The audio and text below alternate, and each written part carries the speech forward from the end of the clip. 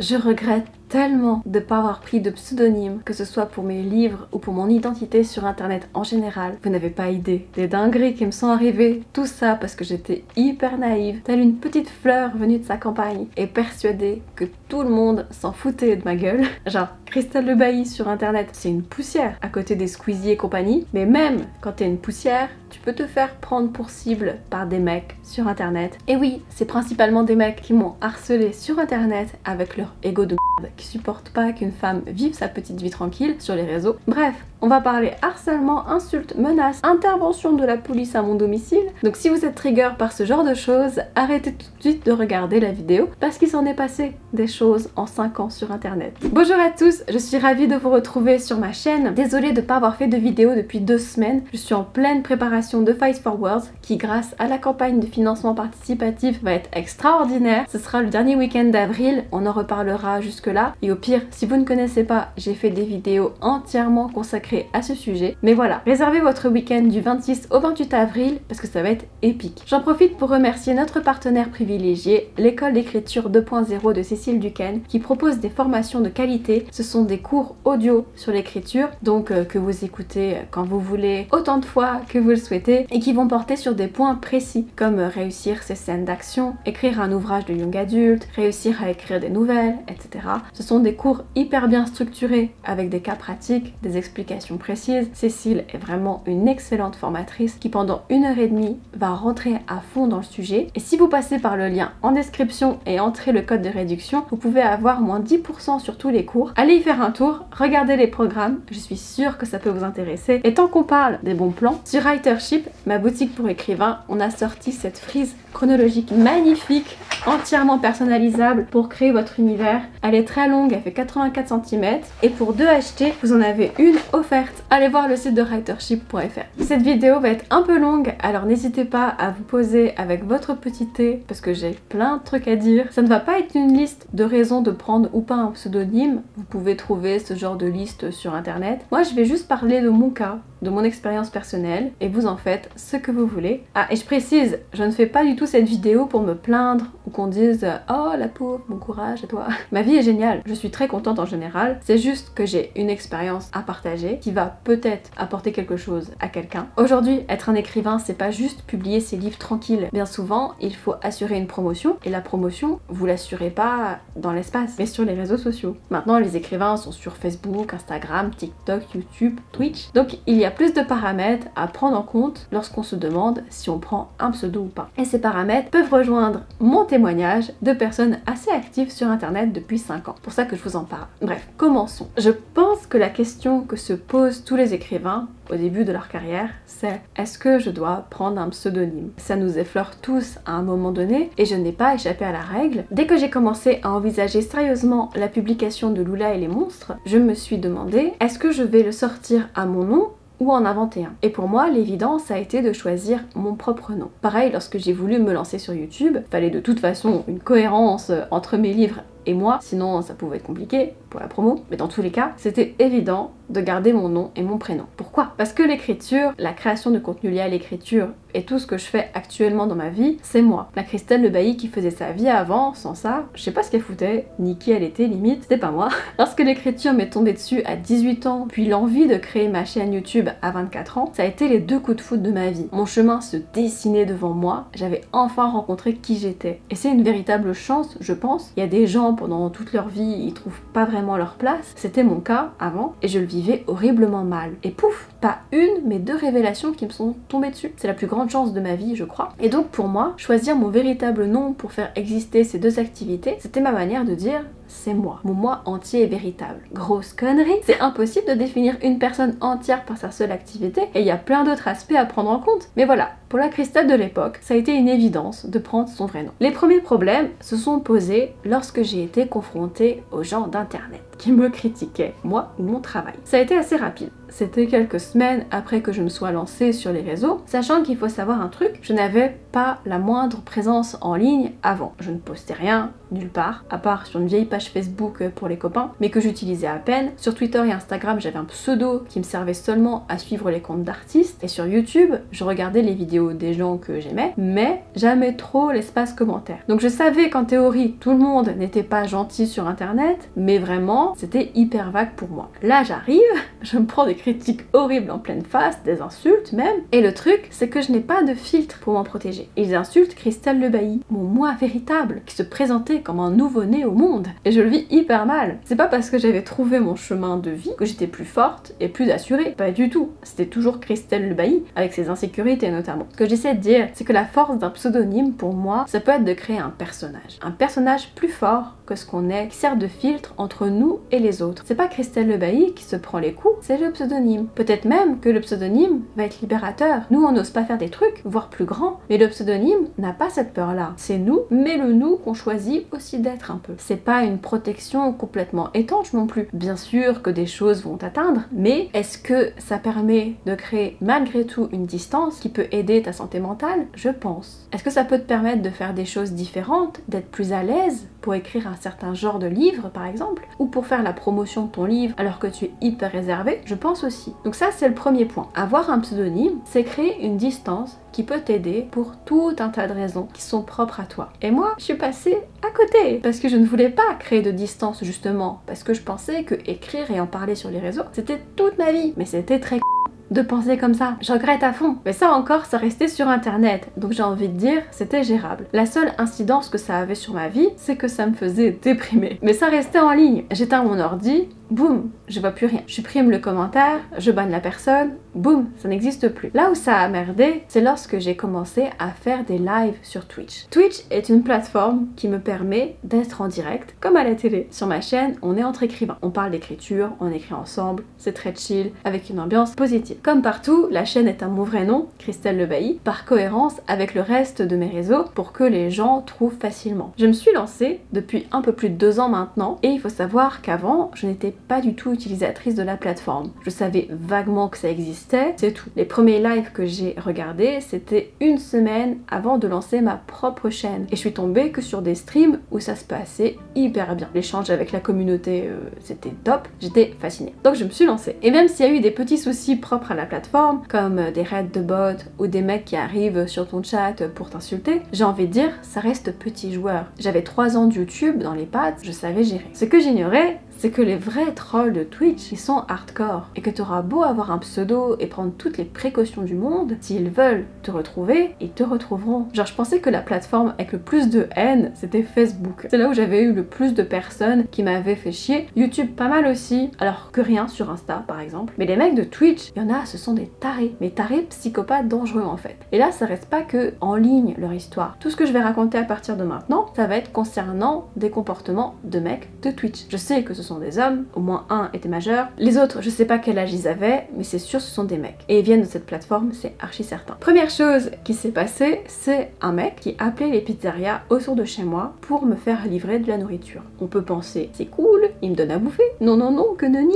c'est à toi de la payer la bouffe. Il y a un livreur qui sonne à ton interphone et qui te dit, il y a 70, 100 balles à payer. Bah j'ouvrais pas, pardon pour lui, pardon pour la pizzeria, et je vais pas payer pour des commandes que je n'ai pas passées. Du coup, bah les restos autour de chez moi savaient qu'en livraison, avec mon adresse, fallait refuser la commande. Et il me disait que c'était un mec qui appelait pour moi. Comment ont-ils eu mon adresse, me demanderez-vous? Bah, c'est parce que on la retrouve très facilement sur le site de l'URSSAF. Je suis en auto-entreprise à mon nom, et c'est une obligation légale de mettre ses coordonnées à disposition sur internet, sachant que plein d'autres sites prennent l'URSSAF comme base pour les entreprises et relaient tes coordonnées partout sur la toile. Et non, je ne peux pas domicilier mon entreprise sur une boîte postale, c'est illégal, c'est interdit, il faut une vraie adresse. La seule chose que tu peux faire, c'est payer une entreprise de domiciliation qui va mettre son adresse à elle sur tes papiers, mais c'est un forfait tous les mois et il faut savoir que ça existe. Il y a 5 ans, je savais pas. Et après, quand on me faisait chier, ça restait en ligne, donc je m'en foutais. En plus, bah de toute façon, j'avais pas les sous, donc c'était réglé.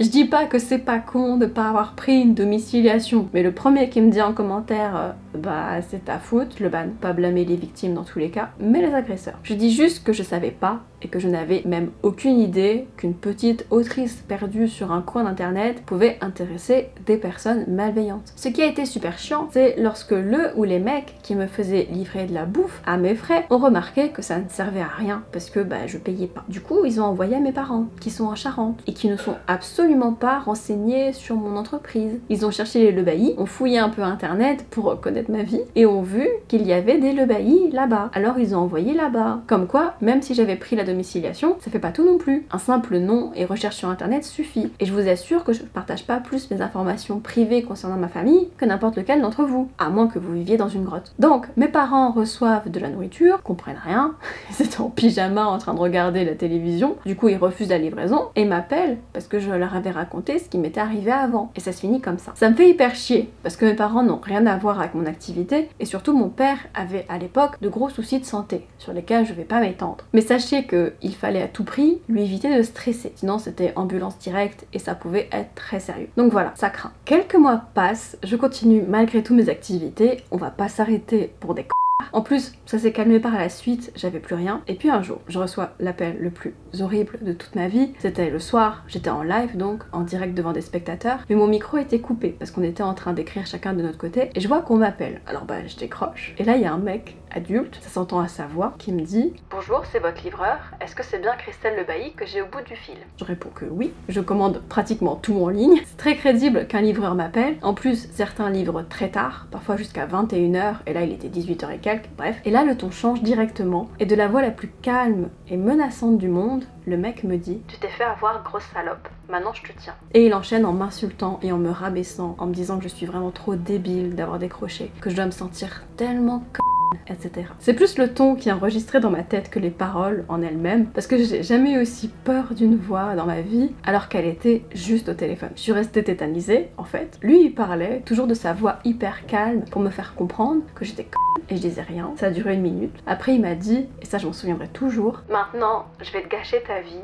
je vais te la pourrir jusqu'à ce que tu aies envie de crever. » Toujours de sa voix hyper calme et froide, comme s'il annonçait un fait qui allait se produire, genre le soleil va se lever demain matin. Il m'a demandé si je comprenais, j'ai répondu que oui, et je sais pas, mais le seul truc que j'ai réussi à dire ensuite, c'est pourquoi? Je crois que j'étais en état de choc. Jamais j'avais été confrontée à une personne qui me faisait du mal, juste par plaisir en fait. Par plaisir de m'écraser, de me ridiculiser, de me torturer, jusqu'à avoir envie que je meure. Mon cerveau a littéralement planté. Tout ce que j'ai réussi à dire pendant toute la conversation, c'est pourquoi. Et en fait, je me souviens plus trop des mots exacts, mais en gros, c'était juste par plaisir. Plaisir de me détruire, de me faire de ma vie un enfer, parce que je valais rien, etc. Et la conversation s'est terminée. J'essaie de vous retransmettre la violence du truc, mais j'ai pas les mots. En tout cas, c'était en direct, j'étais en live devant la caméra. J'étais tellement choquée que j'avais même pas pensé à me lever pour sortir du cadre. Heureusement, le micro était coupé, mais ce genre de gars aime voir la réaction de sa victime. C'est le genre de troll qui se promenait sur Twitch à un moment. D'autres streameuses, uniquement des femmes, pour ce que j'en sais, ont eu affaire à ce genre de gars pendant qu'elles étaient en live. Je suis pas la seule à qui c'est arrivé. La fin de la session d'écriture arrive, et c'est là que je suis censée rallumer mon micro, papoter avec les gens, les distraire, répondre à leurs questions, jusqu'à ce que la prochaine session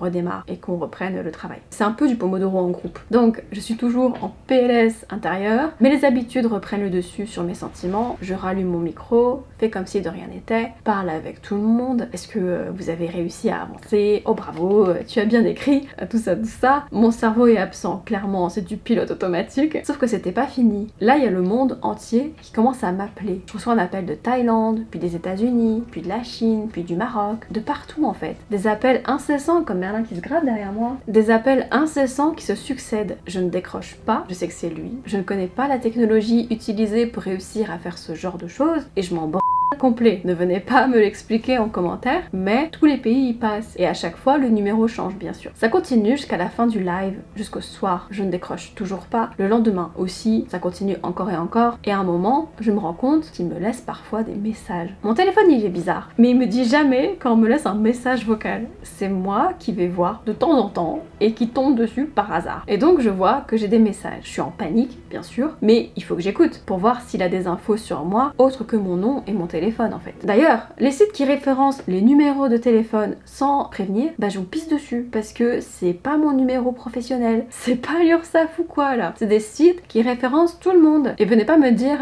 oui, il suffit de mettre le téléphone sur liste rouge. Je l'ai fait. Des mois avant ça n'a pas marché. Sur certains sites, en fait, ils se mettent pas à jour. L'info était toujours disponible. Et oui, n'importe qui peut retrouver votre numéro grâce à un simple nom. Donc, j'écoute les messages du gars et c'est clairement des menaces, encore des insultes pour me dire que je suis que je vaux rien, qui va continuer jusqu'à ce que je saute par la fenêtre, qui va venir me voir, bref, je pense que vous voyez. Mais il est pas énervé que je décroche pas. Le mec il joue, il a toujours sa voix horriblement froide, mais tu sens qu'il s'amuse. Et là dans le dernier message, il me dit que si je décroche pas, il va appeler mes parents, parce qu'il les a retrouvés. Et vu que je suis pas gentille, bah il va les appeler eux. L'enfer. Mon père est toujours dans un état très fragile, s'il a ce taré là au téléphone, mais c'est hôpital direct. Donc j'appelle mes parents pour les prévenir, qu'ils risquent d'avoir un appel bizarre, qu'il faut pas qu'ils confirment leur identité, si le mec est chelou, ils doivent raccrocher directement. Ils cherchent pas à comprendre, ils raccrochent. Moi de mon côté, j'ai changé de numéro et le harcèlement a cessé. La vague de ce genre de troll est passée sur Twitch, ça a duré quelques mois, plein de streameuses en ont été victimes et des streameuses qui étaient beaucoup plus aguerries que moi sur Twitch. Elles avaient toutes un pseudonyme, avaient des domiciliations extérieures, mais ça ne protège pas de tout clairement. D'un côté, ça me console un peu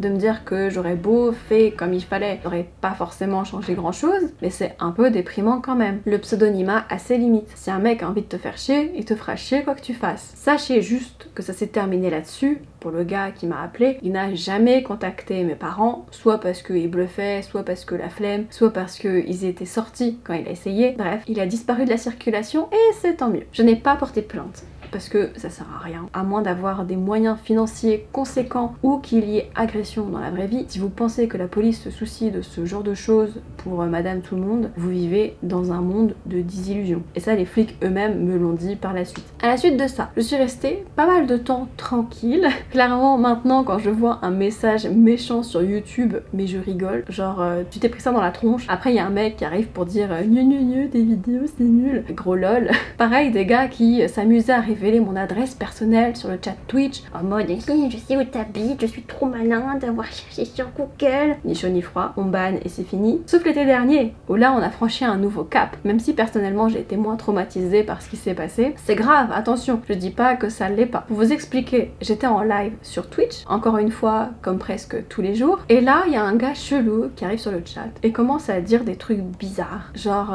il y a la police qui va venir chez moi, ou ce genre de truc. On banne, mais il revient à chaque fois avec un nouveau pseudo. Bon, c'est un taré, on passe à autre chose. Mon live se termine normalement, mais je sais pas, j'ai un petit pressentiment quand même. Comme d'habitude, il est 20 h, je sors Merlin, et en sortant, j'ouvre le portail à la police qui attendait devant. Il rentre et me demande si j'ai entendu des coups de feu. Je réponds que non, pas du tout, et je pars. C'est pas 10 minutes après que mon copain m'appelle pour me dire il y a la police à l'appartement, ils pensent qu'il y a eu une fusillade chez toi. Pardon.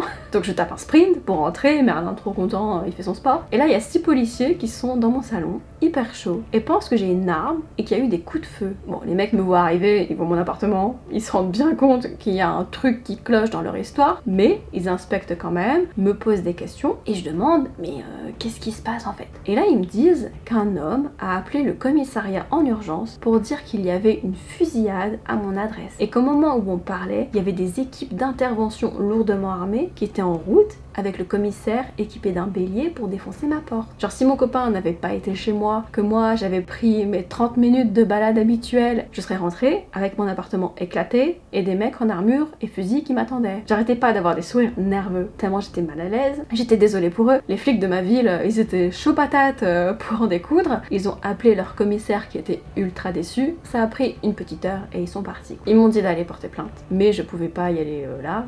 Je me suis dit j'irai dans la semaine. Sauf que le lendemain, le type a recommencé. Mais cette fois, j'étais en live, en direct, quand les policiers sont arrivés. Je parle avec la commu, tout ça, et là je vois un type chelou qui dit des trucs comme Christelle, lâche ce couteau dans le chat, que la police va venir. Les modérateurs le bannent, ils recréent des comptes, ils les rebannent. Mais moi j'entends au loin les sirènes qui se rapprochent. Et j'envoie un message à mes modérateurs, parce qu'on parlait entre nous à côté. Je leur dis, je suis sûre ils viennent pour moi. Et les modérateurs sont là, mais non, t'en fais pas, c'est une coïncidence. Bah non, la police a frappé chez moi. Et pas toc toc, hein. Patate dans la porte. Ce qu'il y a quelqu'un? Là, j'écris un message en catastrophe au modo pour dire ce qui se passe. J'ai jamais tapé aussi vite de ma vie. Je dis qu'il faudra garder occupé la commu sur le live le temps que je m'absente. Vite, je sors dans le couloir et là les policiers m'expliquent que je suis censée avoir subi une attaque au couteau et être blessée à la gorge. Du coup, les flics étaient là, mais ils étaient pas seuls. Il y avait les pompiers venus me secourir. Bon, ils ont vite compris que c'était un canular. Leurs collègues de la veille leur ont téléphoné. Les pompiers, eux, étaient hyper vénères et je les comprends. Je dis aux policiers que j'allais porter plainte et eux, ils ont eu un discours complètement différent de ceux de la veille. En gros, ils m'ont dit que ça servait à rien, qu'aucune enquête ne serait faite même si ça impliquait qu'ils doivent se déplacer à chaque fois. J'ai quand même été au commissariat. La policière a confirmé que ça servait à rien d'être là, que rien ne se passerait, mais elle a quand même dit qu'elle me tiendrait au courant. Ça n'a jamais été fait, donc voilà. Est-ce qu'il y a quelque chose à apprendre de tout ça? Je sais pas. Au départ, je voulais vraiment faire une vidéo sur mon expérience avec l'absence de pseudonyme sur internet, mais comme je l'ai dit, ça n'arrive pas qu'à moi. Plein d'autres personnes ont eu des soucis, alors qu'ils étaient complètement anonymisés en théorie sur leur réseau. D'ailleurs, le fait d'appeler des forces d'intervention chez des streamers, ça se faisait beaucoup. Aux États-Unis, à un moment, ça s'appelle du swatting. Je regrette quand même de pas avoir pris de pseudo, juste pour, encore une fois, la distance par rapport à tout ça. Peut-être que ça m'aurait permis de me dire, ça n'arrive pas vraiment à moi, mais à l'identité en ligne. Même si bon, certains cas ont carrément rejoint la réalité. Mais est-ce que ça m'aurait aidé? Je sais pas. Après, vraiment, ne soyez pas trop triste. Je fais pas cette vidéo pour me plaindre et qu'on vienne me taper sur l'épaule. Je la fais parce que c'est une expérience que je pense peut apporter une réflexion plus poussée que les listes de pour et de contre, avoir un pseudonyme complètement identique les unes aux autres qu'on retrouve sur internet. Bien sûr, ça reste mon expérience à moi, à prendre telle quelle, ni plus ni moins. Mais voilà, comme je l'ai dit, les écrivains sont de plus en plus obligés d'aller sur les réseaux sociaux et c'est le genre de choses qui peut arriver et qu'il faut prendre en compte, je pense, lorsqu'on détermine l'identité qu'on aura en ligne. Est-ce que je fais les choses mieux maintenant? Pas vraiment. J'ai déménagé en septembre, mais cette adresse-là est clairement sur internet vu qu'il y a la boutique Writership et qu'on a besoin d'une adresse pour renvoyer les commandes au cas où. Ça peut être pris en charge par des entreprises de domiciliation, mais si on veut un suivi régulier du courrier, ça peut vite coûter très cher, en plus de rajouter du délai. De toute façon, les policiers m'avaient dit que j'avais une alerte sur mes informations maintenant. Si on appelait pour une intervention chez moi, ils m'appelaient d'abord pour checker si ça allait bien. Au pire, j'entraîne Merlin à servir de chien de sécurité. Regardez-moi cette créature de mort et de désolation. Merlin, mascotte des policiers par contre, il était trop content qu'il y ait du monde à la maison. Il leur faisait la fête. Après, appelez pas la police pour qu'ils viennent chez moi juste pour faire plaisir à Merlin. S'il vous plaît, la blague ne sera pas appréciée. Tout ça, c'est pas des trucs que j'avais pris en considération quand je me suis lancée. J'étais hyper naïve. Et surtout, je vivais dans ma bulle. Et j'étais persuadée que ceux qui s'intéresseraient à moi et à mon contenu vivraient dans leur bulle aussi. Bref, des écrivains quoi. Mais il y a clairement de tout sur internet, même quand on est une toute petite poussière. La vidéo doit être déjà assez longue, je vais pas vous prendre plus de temps. Merci de l'avoir regardé. La semaine prochaine, on reviendra au conseil d'écriture habituel. C'est bien plus fun. Écrivez bien. Bye bye bye.